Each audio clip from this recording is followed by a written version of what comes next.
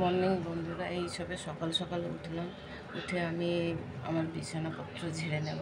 ঝেড়ে নেওয়ার পর আমি সারাদিন কী কী করবো আমি আপনাদের সাথে সব কিছু শেয়ার করব। আমি সারাদিন এখানে কি কি কাজ করি বা কী করি আমি সব কিছু তোমাদের সাথে শেয়ার করব।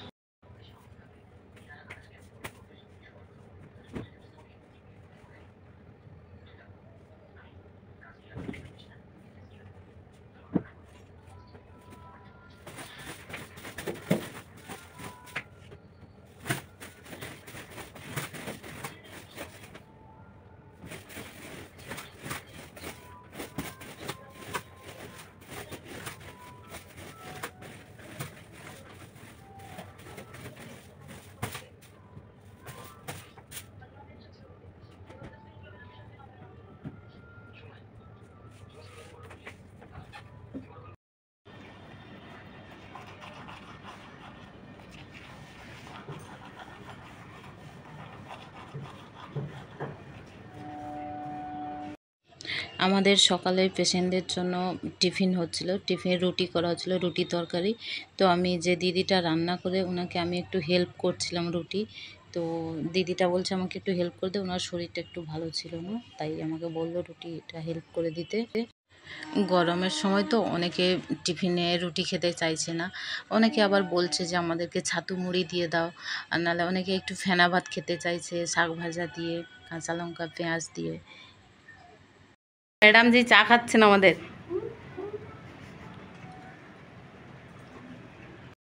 এই সীমাদির টেবিলগুলো আমি একটু পরিষ্কার করে দিচ্ছি।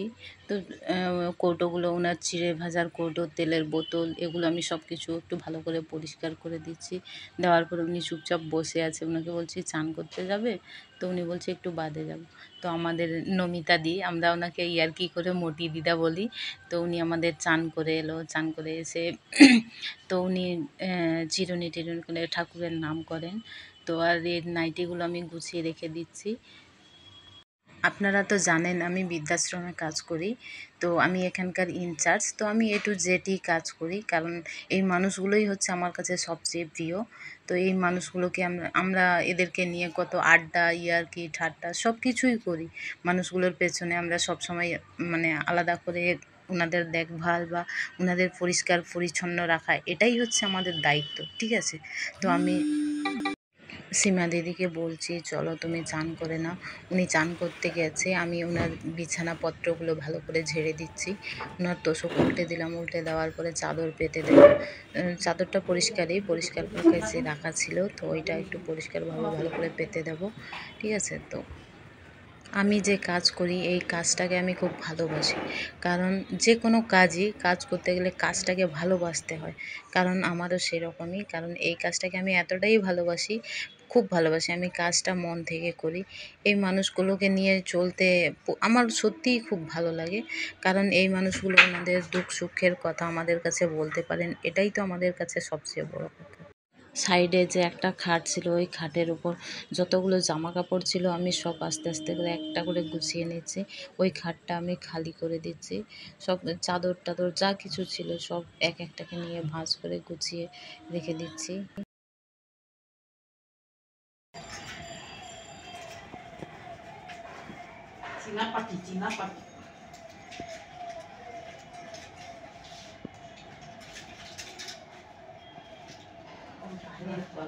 চারতলা ছাদের থেকে ফেলে দাও, বিশাল শখ না, বিশাল শখ। চারতলা ছাদের থেকে ফেলে দাও, ওই যে খাওয়া নিয়ে খেতে বলছে জোর করে, খাবো না আমাকে চারতলা ছাদের থেকে ফেলে দাও। ওই যে বলছিল না চারতলা ছাদের থেকে ফেলে দাও, ফেলে দেওয়া যায় কি জিনিস জানে না তো।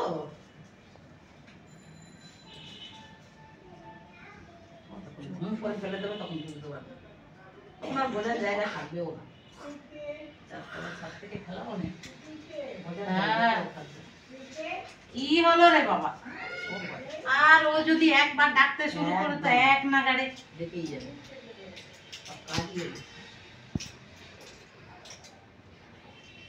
ননস্টপ শাড়ি নিতে যাবো, হ্যাঁ হ্যাঁ চারতলা থেকে একদম দাদু ছিল। মরে গেছিল? না না পরে মরেছে, অনেকদিন পরে মরেছে, ও 6 মাস পরে। নাহলে বেঁচে যাবে। 4 তলা থেকে পড়ে মরেনি। মরে না তো, অনেকদিন মরণ না থাকলে কপালে মরবে না তো। ওর পাওয়ার সীমার গ্যারান্টি নেই, সীমার যা অবস্থা এর কোনো গ্যারান্টি দিতে পারছি না। এর গ্যারান্টি নেই। বসো। বসার ঢংটা খালি তুই দেখ, ওকে নিজে বসতে বলছিস, বল বসতে বল। বসবে দেখ নিশ্চয়ই। কেমন করে বসবে, ধারে এসে পাছাটা দিয়ে। এই ওপরে ওঠো, ওপরে ওঠো, ওঠো, ভেতরে চলো, চলো,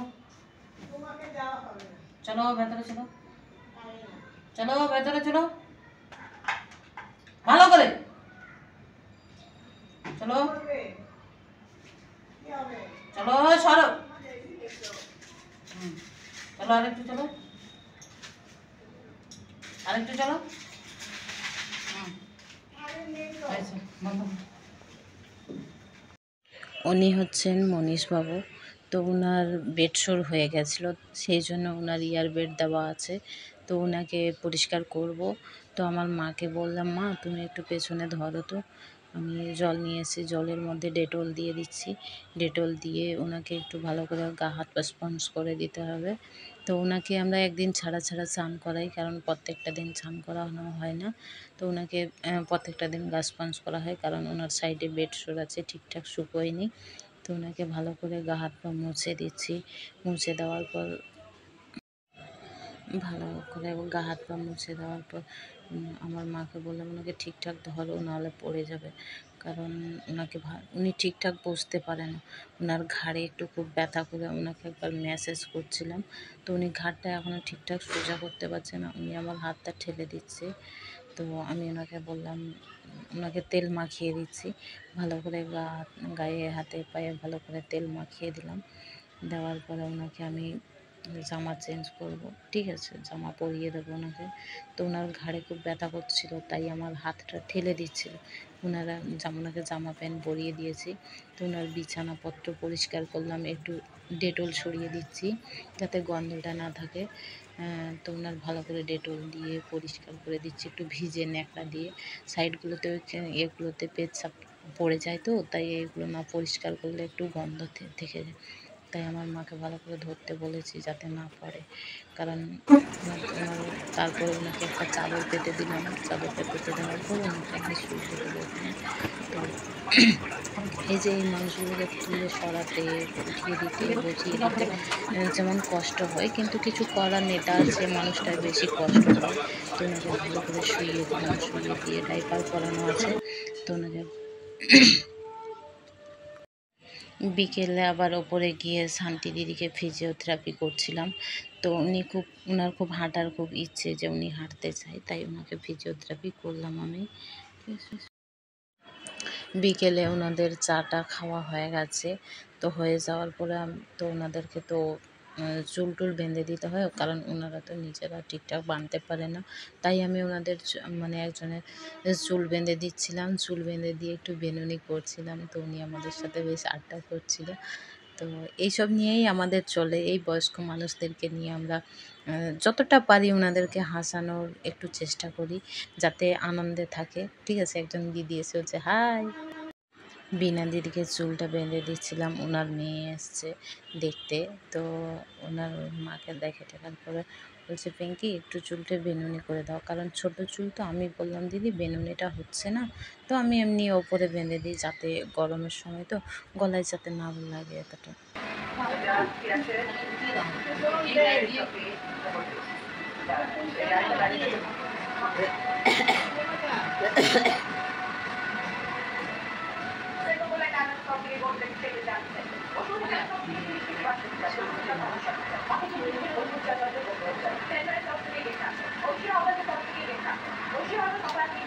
একটু মাঝে মধ্যে শুধু পা ইয়ে করে নয়, বিছানার উপরে নয়, মাঝে মধ্যে একটু এ করবে, পাটা নিচে নামিয়ে না একটু দোলাবে, একটু দোলাবে, পাটা দোলালে না পা দোলাবে, এরকম ব্যায়াম হবে, এটা ব্যায়াম হয়।